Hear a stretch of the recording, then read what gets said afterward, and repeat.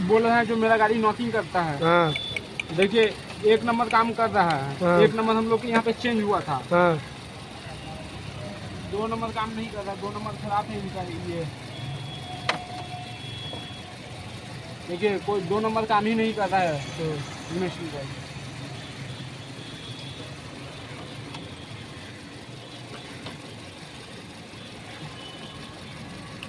3 number भी काम कर रहा है।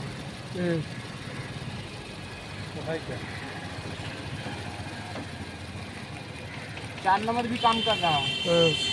खाली 2 नंबर काम नहीं कर रहा है, इसी की वजह से ईपीसी और चेक इंजन लाइट आ रहा है।